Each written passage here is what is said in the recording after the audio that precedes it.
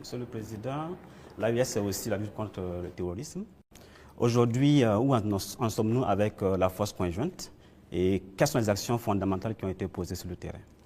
Alors, la force conjointe, nous avons fait l'architecture, comme vous avez pu le voir. Le poste de commandement est installé à Niamey. Et actuellement, il s'agit d'équipement des premières unités. Par exemple, le Burkina Faso, le premier bataillon est prêt. Et les équipements aussi de ce bataillon sont là. Et nous sommes en train de former le deuxième bataillon qui, peut-être dans 2 mois, comme ça, seront prêts.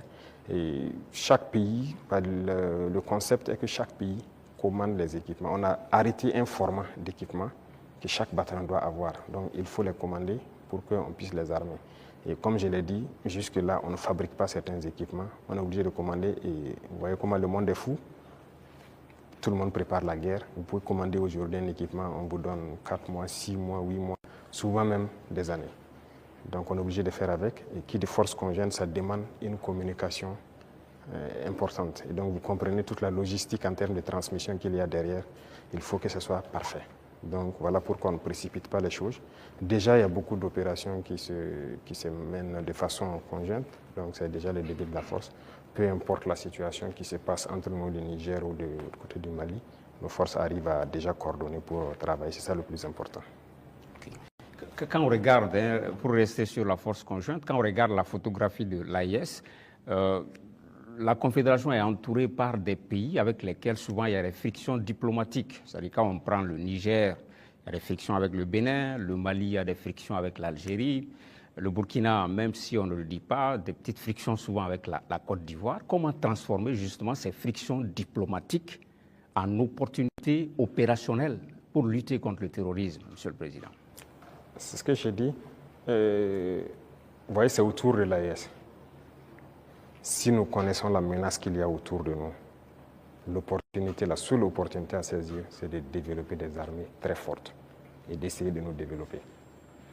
C'est la seule opportunité.